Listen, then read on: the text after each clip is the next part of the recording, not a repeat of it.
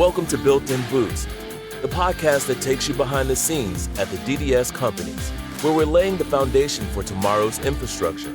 In each episode, we bring you the real stories from the people who make it all happen, honoring everyone from the field to the front office. Join us as we explore their journeys, uncover the lessons they've learned, and show you how to build a rewarding career in the civil construction industry. If you're ready to learn from those who've built their success from the ground up, you're in the right place. Let's get started.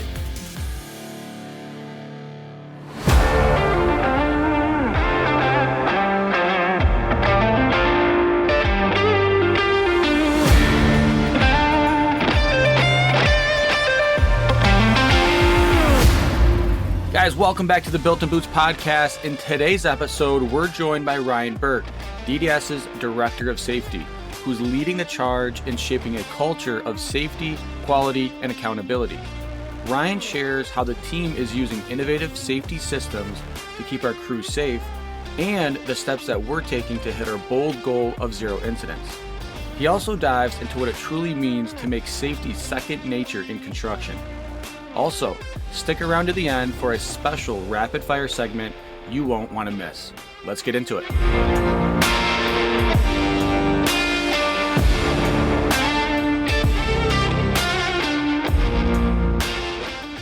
Today we've got a really important conversation lined up. We're actually sitting down with Ryan Burke. He's the Director of Safety here at DDS.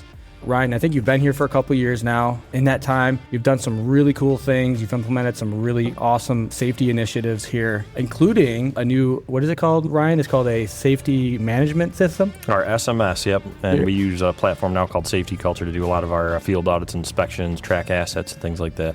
So on this episode, we're going to dive into your background. We're going to talk about your leadership and safety, and of course, dive into what makes DDS unique, our focus on safety, quality, and accountability.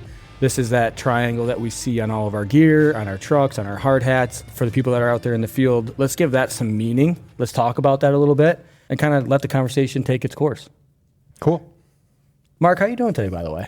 Oh, I'm freaking great, Jordan. How about you? You good? I'm doing great. Yeah? So we're coming off the heels of the first round of the 2025 DDS Leadership Summit. Round 2 starts tomorrow. Yes. How are you feeling about that so far? A lot of sleepless nights. Oh, no, I'm just kidding. No, actually, I'm super excited. We had a really great time with the first round, and I'm pumped for the next couple of days. I think we're going to have a great time. We've got some awesome folks coming in to join us, and yeah. It's going pretty good. I couldn't be more excited. How's that? Yeah. Burke, did you spend any time at the Leadership Summit? Yeah, I was here for it. And these guys do a great job. Mark Payne, Macy, just the whole team pulls together, and it's a miracle. These guys really pull off a lot of work in a short period of time, and then they do it all again another week, the next week. So a lot of credit to Mark and his team. These guys just absolutely rock it every year. Yeah, totally agree with that. The leadership team have executed very well. Last year was our first year, and we did talk about that on episode number 3 with Mike Fallett. Mm-hmm. We're excited. I think what we're doing here is amazing. I think it's really enforcing the culture that we're trying to build, and it's gaining some momentum, I think. I think it's really gaining some traction with the guys in the field, what I would call the field leadership team, because those guys are the boots on the ground, and that's where it matters the most, is right there. So Pretty cool stuff. It is really cool stuff. And, to echo what you guys have already said, the team does a ton to lay this event out. Right now, we're actually sitting in the room, the Teddy Fusco training room, where we will host this summit. And I'm looking around. Everything is laid out. Everything is set up for every individual. We have just a ton goes into this. All the food's ordered. Everything is ready to rock. That is so awesome. Hats off to the team. They do a great job at trying to organize this and lay it all out. And really, we talked about it after last week's event concluded, and really we felt pretty good about it. Yeah. Like, not only the event, but how everything laid out and how everything went off. Mm-hmm. So, again, my hat's off to the team. Pretty impressive. I'm excited for the next couple of days here to really dive back into it and close out round 2. One of the things that's happening at this event, I think it's pretty cool, is we're dipping our toe a little bit more into the media side of this whole thing. Mm-hmm. last year we did have a camera crew there, but it was mostly photo. And this time around, I'm gonna try my hand at taking some video and putting that out there on social media. We're gonna see what we can do with the content coming out of this thing. Yeah, I think that's going to be awesome. Last year we had a few really cool shots, and we had the team here doing that, and it worked really well. What's really fun about this is this year you get to be here for all of it, for both, and you get to see some different things, and we get to capture it, real time as it's going on. In both sessions. So pretty cool. Pretty excited about that. It's going to be amazing. So, Mr. Ryan Burke, let's turn the tables a little bit. Tell us who you are. What is your title here? What do you do for DDS? Kind of explain to the team here, and when I'm saying the team, I'm saying the team that's out there in the field. They may not know about what happens here in the office, right? Let's kind of share behind the curtain a little bit. What do you do? Yeah. So my name's Ryan Burke. I grew up in Lockport, New York. And so my title here is the director of the safety program for DDS. And like a lot of guys, I didn't grow up and think I'm going to go into a career in safety. It wasn't, what I thought I was going to do in school. My original track in school was criminal justice. Really? Yeah. So I started off there. I wanted to be a police officer, and I wanted to work my way up into the government. I wanted to work for like CIA. I was, a young kid. I wanted to be like a special agent, right? Really? That was, I watched too many ninja movies and secret agent movies, James Bond, stuff like that. So I thought I was going to get some cool toys, but did a few ride-alongs when I was in school and just saw what the boys in blue have to deal with, and decided to look at really myself and what I wanted to do with my career, and looked at what I loved to do. At the time, it was being outdoors. I spent a lot of time, and still do, being outdoors, fishing, hiking, hunting. So I went to school for criminal justice, and then I actually switched to environmental science at SUNY Fredonia. Got a degree in that, and came here and started working for a consulting firm here in Rochester, and was there for about a decade. And that 10 years, there was a lot that happened there. So I started off doing soil and groundwater testing, doing phase 1, phase 2. They're called environmental site assessments, where you're looking at a property and seeing if there's a reason that it would be contaminated. And if there is, you do a phase 2, which you take some soil samples or groundwater samples and see what comes out of it. Oh, wow. Very interesting. So a lot of our guys out, the heavy civil crew is actually dealing with a formal brownfield cleanup site here in Rochester, a project starting here soon.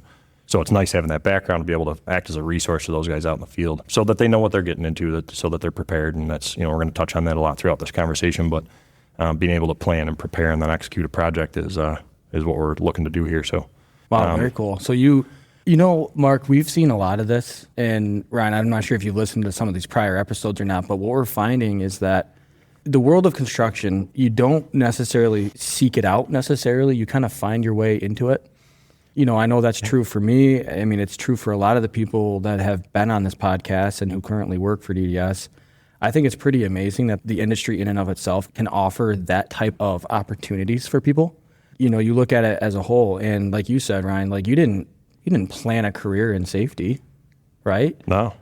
I spent the time that I was going to school, I was actually working for a general contractor. So I spent, before Fredonia, while I was going to school at Fredonia, I worked for a general contractor. That's how I paid for school. And I loved it. I worked with my brother and I worked with my dad. And I've never had more fun than when I was doing that. That was amazing, being able to grow up and spend that time with them. My dad's now retired, and my brother owns his own company based out of Lockport. But I have so many memories just of projects, whether, and talking about safety, things that we did that we probably shouldn't have on projects, and learning from that, taking that experience and learning from it. But just having fun with those guys and the crews that we worked with are memories that I'll never forget, I think that experience that you've had in the field is probably, those lessons that you have learned, especially the lessons that, the things that you shouldn't be doing, especially the rules that you bend, especially in a small business environment, small company, there's no one over your shoulder looking. There is no Ryan Burks of the world in the small. Yeah, we didn't have a safety division at the company that I was working for. So it was, but it's not like we were running around doing anything crazy, but in the construction industry, and especially with what we do, our world is not a simple, it's not, if you're on a ski hill, it's not a green diamond. We work in a black diamond kind of world. Our world is dangerous. We work with live gas. When I was working for the construction company, I did a lot of demolition. So when you're in there swinging a hammer, you got stuff falling, materials that you're dealing with. It's not just a wall that could hit you. It's the materials that, particulates in the air and things like that. So learn about that stuff and learn how to protect people as they go through that. It's a matter of one decision that could get somebody home at the end of the day, and that's what we want people to recognize and take that one moment to really think about what they're doing and plan. I think that's huge. Planning is one of those things that it can set you up so well if it's done right. And if you don't plan, you basically plan to fail. I've heard that saying before, and I would say that rings true with safety especially, but on the execution side of a job, being able to run it, to the highest quality and the whole triangle that we live by here at DDS. So well said there. How did you get, so you started off doing environmental testing. Walk me through how you got into safety. Like you said, you didn't plan a career in safety. So yeah. Tell me how this came about. So I was working for the consulting company that I was working for. It's an architecture and engineering firm here in Rochester. I switched from, they call it the dirty dirt side of the world, to more regulated building materials. And I started to run a program. We had 8 different regional offices. I had 22 people working for me, and it got big. It got more to the point where I was running a little business and less about the technical side, the environmental side, the people that I really wanted to get into. So I made the choice to leave the consulting world and go into manufacturing. Full transparency, when I left, I had a non-compete, and so I couldn't actually go into that same industry, and so I found an opportunity in safety in manufacturing. So I was working out in Geneva at a manufacturing plant out there. It was a safety management role. There was about a 450-person manufacturing site. Really diverse crew. There was full-time workers and then temp workers, so you're dealing with different types of people, dealing with people that don't work directly for the company that I work for. So a lot of different personalities, a lot of hurdles to get over. Very different from construction and very different from consulting. Manufacturing was completely a new world to me. Not for me. I did my time there, and then once I got some experience, I spent 4 years doing that. I kind of looked back and said, I want to get back into construction. I want to get back into that world. I miss it. I miss the action. I miss being outside. I miss the people. I think that it really does draw in that diverse group of people, like you're talking about, with opportunities. It pulls in some funny characters. It pulls in some hard workers. So there's a different group of people that you meet in construction. So I took that. I tried to kind of take everything. I tried to take my environmental, the health and safety side and manufacturing that I had learned, and found this opportunity here at DDS. So it's been about 1.5 years since I've been here, and it's been amazing. It's a different type of company. I think our leadership is different here than I've ever seen. They lead by example. They listen, and I think that's huge. We're coming into this leadership summit here this week, and the whole intention of that is to bring these foremen in and talk to them not only about their role as leaders, but also give them an opportunity to sit in front of the senior leadership team here, Mike Fallett, all these guys up here, and ask questions, bring up concerns, and talk through that. In the other companies I've worked for, I've never seen that done. So I think it just speaks volumes to the week-long NEO that we do with guys first coming through the door, to once a year we pull them all back in and say, how are things going? And what else can we do better? It shows that spirit of growth. I think it shows accountability, and it's impressive. Yeah, I would agree with that. And it's something that actually struck me when I started.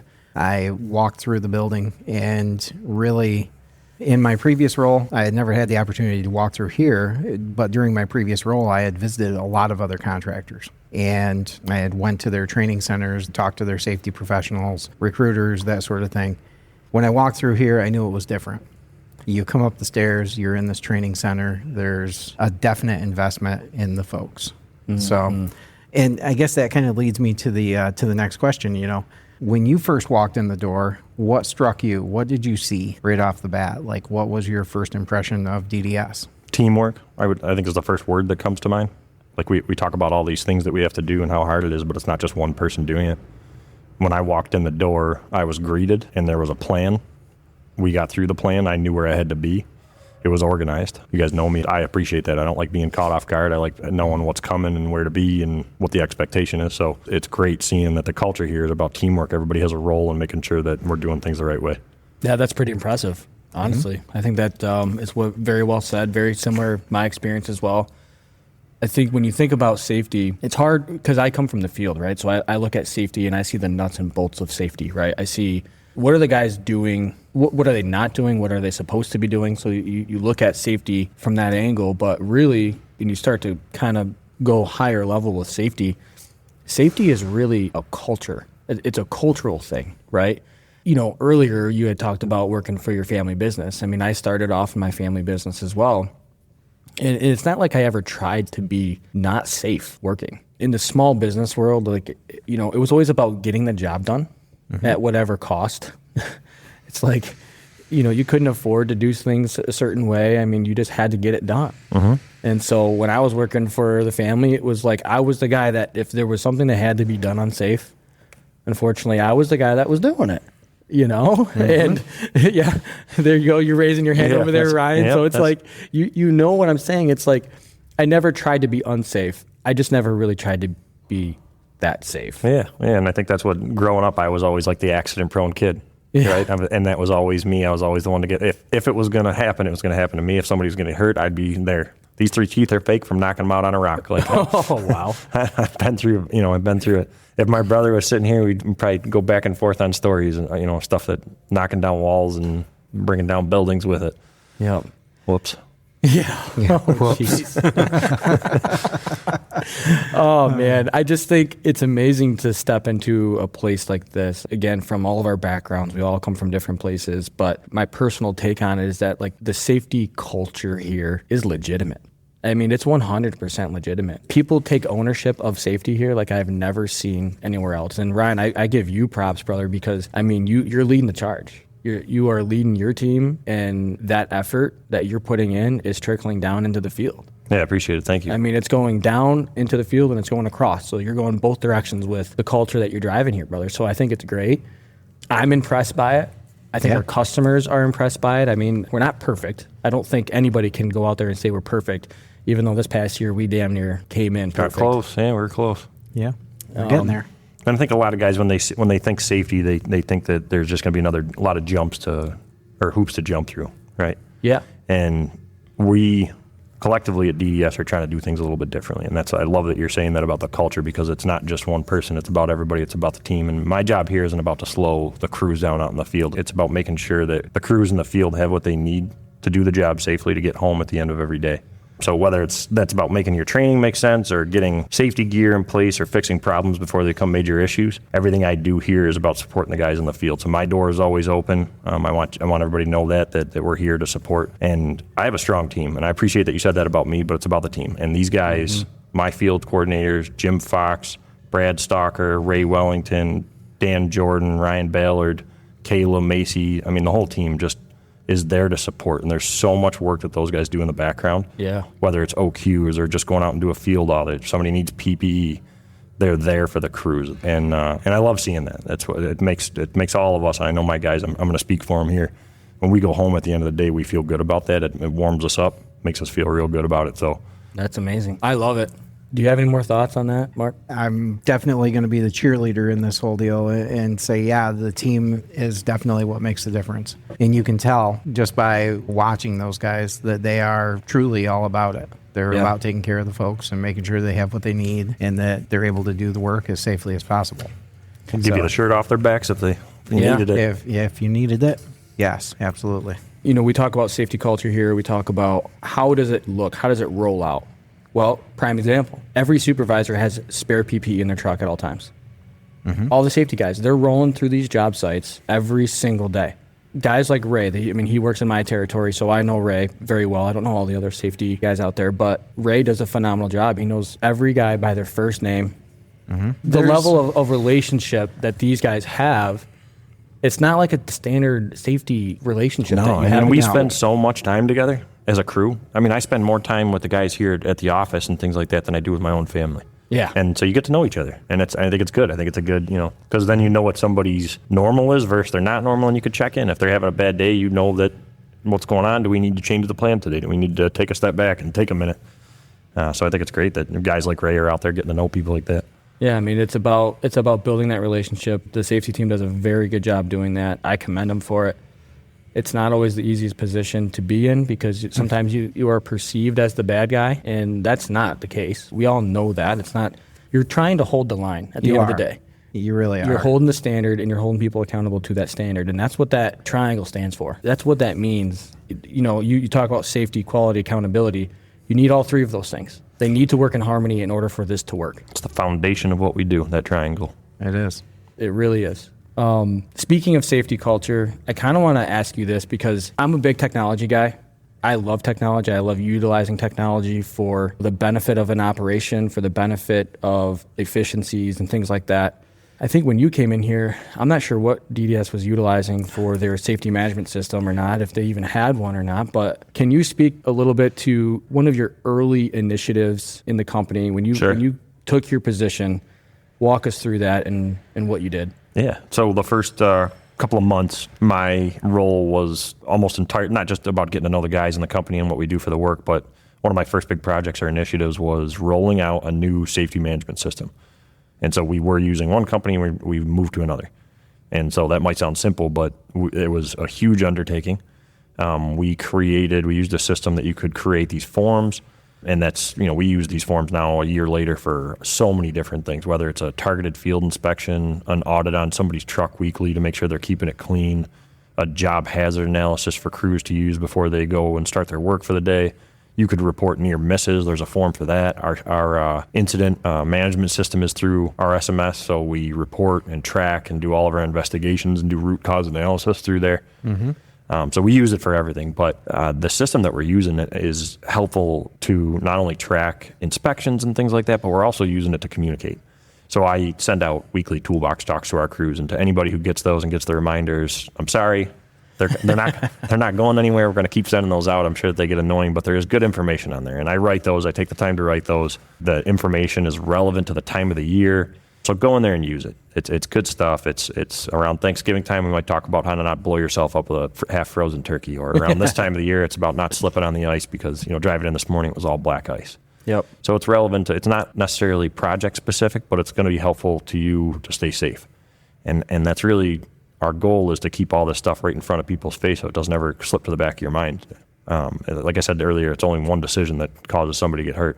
That one moment of lapse in judgment or stepping out of your truck with too many things in your hand and slipping on the ice. We don't want to get people hurt. So The goal is to get you home safe and uninjured for the day. So I'll say this, from the seat that I sit in, again, I'm in operations, so my perspective is always going to be from the field. When I was in the field and my foreman handed me a JSA, it was a piece of paper. I mean, it was a literal piece of paper. Yeah, it was. Okay. And then we got fancy with it, right?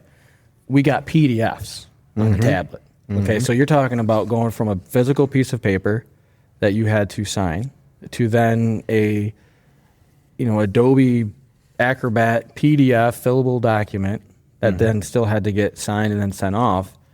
Ryan, talk us through what does that look like now? Because I can tell you right now, it ain't filling out a PDF. No, everything's gone electronic. So I think I looked this morning, we're almost at 11,000 inspections in a year and 2 months that we've been using Safety Culture. So all of those are stored electronically. You can dump photos and videos in there. You can draw pictures. I mean, the guys can put a lot of information in, and like with anything, it's what you put into it that you're going to get out of it. So the more they invest the time, the more they're going to get out of it.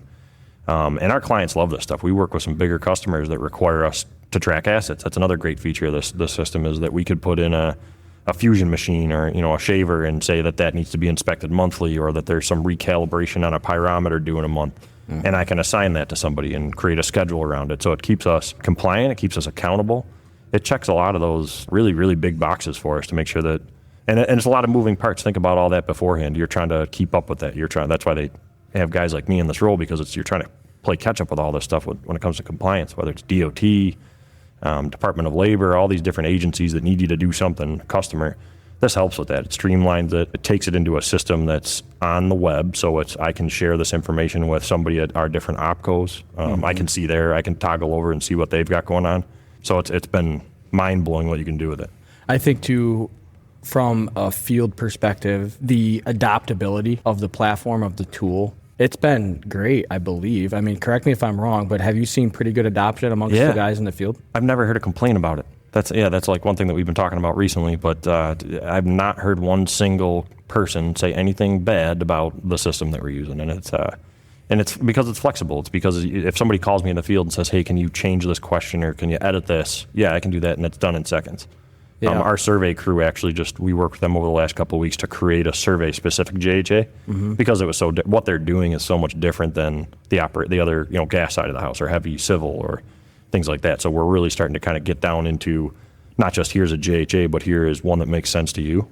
Yeah. Mark, do you have any ideas on or any thoughts about technology in construction and about, the impact that it's having?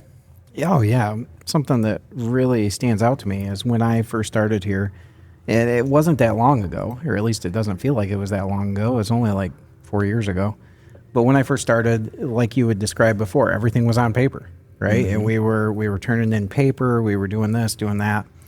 The ability to have a app and have it flexible to phone, tablet, be able to use it on your laptop, do all those things, that has really changed a lot of what we've been doing in the field, and frankly, a lot of the cabs of the foreman's trucks and everything else. Yeah. If you can get it into that tablet and reduce the amount of paper you have floating around in your truck, for us, we use it when we train, when we go out to Widener Road and do our hands-on training, we use it. And again, it's just another tool in our toolbox, and it just makes it so much simpler. Yeah. The other part of that is, when we look at the workforce that's coming in, they're used to engaging through an app, through their phone, or through a tablet. Mm-hmm. It's not as big of a jump as it used to be. Yep. Early on, when technology first started hitting construction, everybody was worried, it's going to take my job or this or that. This is kind of the way we're all moving, it feels like.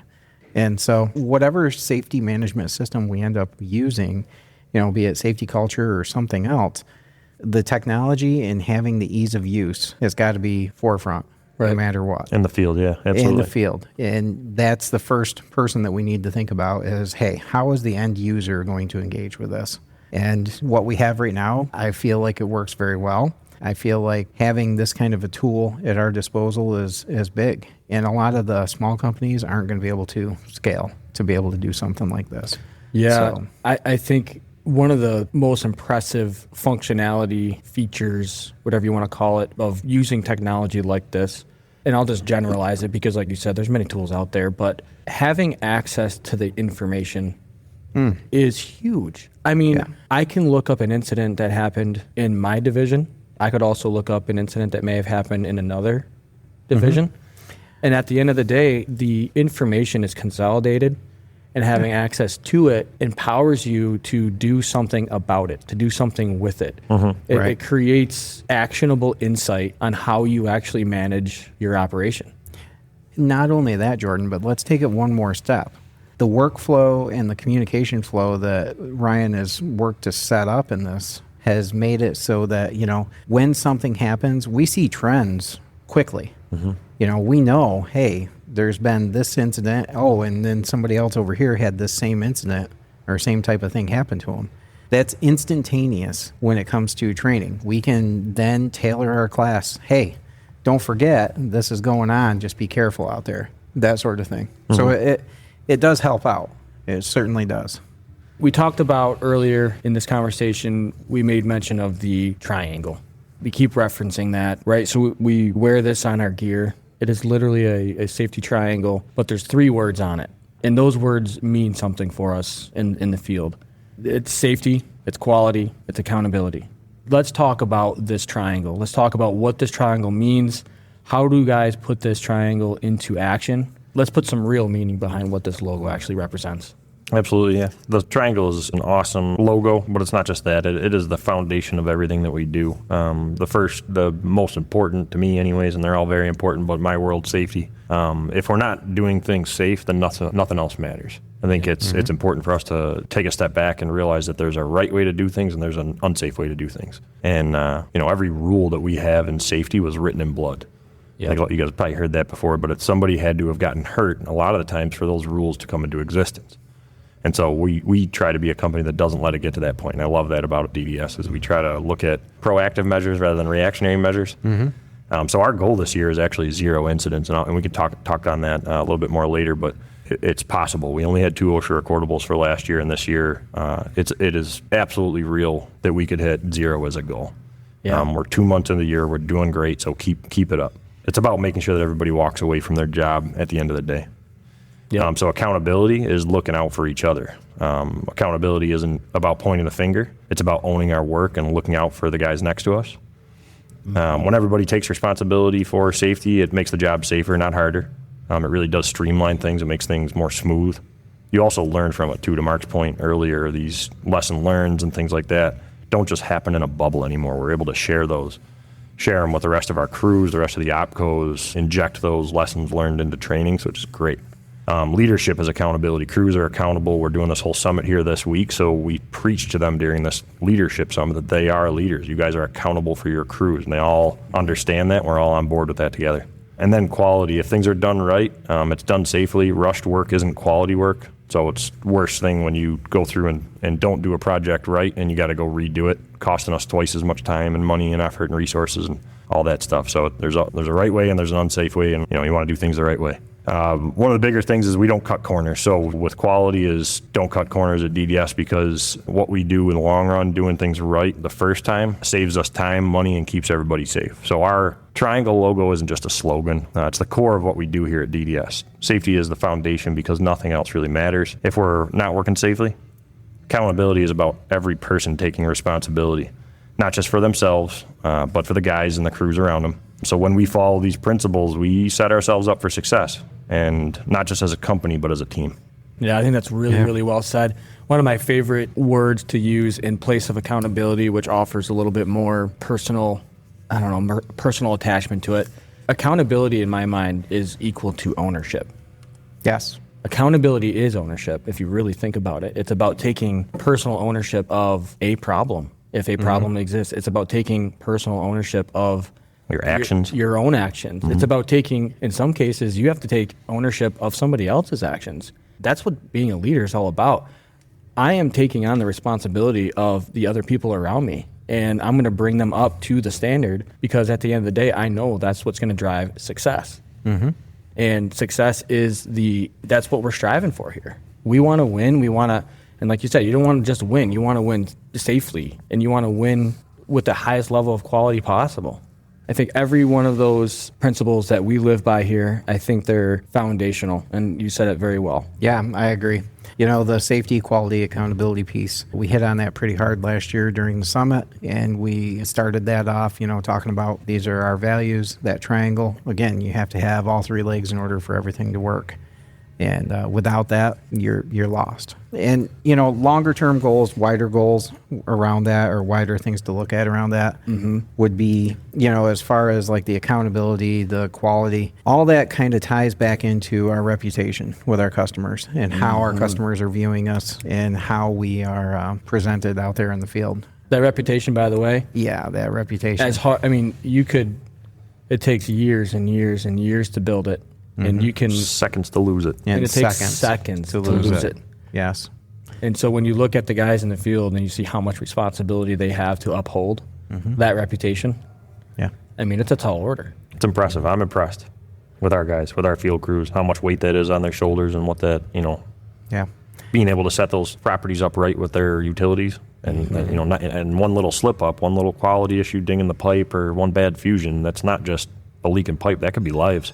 Yeah. Yes. Oh my goodness. It's a big deal. And just think about all those little pieces that have to come together absolutely perfectly throughout the summer. So, all right. So let's kind of start to land the plane a little bit, and let's talk a little bit about the future. Okay. So when we look ahead, Ryan, what's next for safety at DDS? Any new initiatives or improvements that you can kind of share and talk a little bit about? Yeah, this is going to be a great year. I'm really excited for 2025. 2024 was a great year. We had 2 OSHA recordables, which is a huge improvement from previous years. But 0 is possible. So this year, we're setting the bar even higher. Our goal this year is 0 injuries. That's not just a corporate slogan. It's a commitment to every single person on our team. If we stay sharp and look out for each other and don't cut corners, we can make this happen. So don't think of safety as just avoiding accidents. This is, think of it as us winning together as a team. So every safe day we have together is a win. If we do our parts, if we work together, follow the rules, then we can hit 0 together. I am excited about that initiative. Yeah. I'm all in on it. I got to be honest with you. Same here. I know that we came so close, and you can taste it. And I want to hit it. I want to hit 0 incidents, 0 lost time for us. So I'm all in on it, Ryan. I'm here to support that. Let's close this thing out. We're gonna do a little rapid fire round, just like we did on the road show. Do you remember those road shows? The road shows. Yeah, they were great. Yeah. So we're going to twist it up a little bit. I'm going to throw some. He's like, oh, nervous over there right now. What is coming? He's like, what's coming at me? All right. Just so you know, Ryan, they were like a this or that type of question. So there's only one answer that can apply. Okay. Unless you can think outside the box real quick. Mm-hmm. All right. The first question is this: hard hat or safety vest if you could only wear one? Hard hat. Oh, dude, that was good. That was quick. Straight up. You were right on it. So the other day I saw this video on TikTok. Oh, no. Okay, it was like one of those like random videos that just come, in your feed. In your feed, whatever. So they dropped a bolt through a 4-inch or 6-inch PVC pipe, and it was landing into a watermelon. Yeah. Did you guys see this video? Yeah, it's in one of my training videos. I swear to God, it would explode this watermelon. Yeah, it's horrible. And then they show you they show them putting the hard hat on top of the watermelon. Yep. And then it just like bounces right off. Yeah. I'm impressed by that. So if there's ever a video to show about hard hat safety, it's in it. It's already there. It is. I have it. Yeah. Oh. Yeah, I have that one. That was a good one, Ryan. Good choice. Good choice. So here we go. Safety meetings. Safety meetings. Morning or afternoon? Morning. Morning. Yeah. I would agree with that too. Again, this guy is sure of everything. He is. He's on it. All right. What is more dangerous, complacency or rushing? Complacency. Man, we've done it so many times that we're so used to it going right that we don't even see. Yeah, that's you can rush through something and make it out all right, but man, I've seen complacency get in people's way a whole lot more than rushing it. I tell you what, complacency, I would agree with that again. I have seen guys get way too comfortable around excavators. And it's easy to do. Oh, what we do, and I've heard this on the other podcast that you guys have, is that you guys are talking about this with Andrew and Charlotte, is that you're doing the same thing a lot of times, and which is good because it's standardized. You learn it and you learn how to do it right, but it becomes monotonous over time. So I could see that being, complacency being something that those guys have to fight every day. Okay. Good answer. I know fighting against complacency is a real thing, and I think that is definitely the most dangerous thing. Yeah. So how about this? One safety habit that everyone should follow. Take one. Take one moment. There we go. Yep. And this is a new program that we're rolling out this year. So I didn't know you were going to ask that question, but great timing, great plug here is the new Take One program that we're rolling out here. Just to take a minute, take 1 minute before you do your job and kind of ask yourself, are you ready? Do you have the right tools? Are there any pressures built up around this project that might be steering me in a wrong direction? And just making sure that we don't cut any corners and we're doing things right this year. Love it. Sure. Last and final one. What is your favorite tool in a safety manager's toolkit?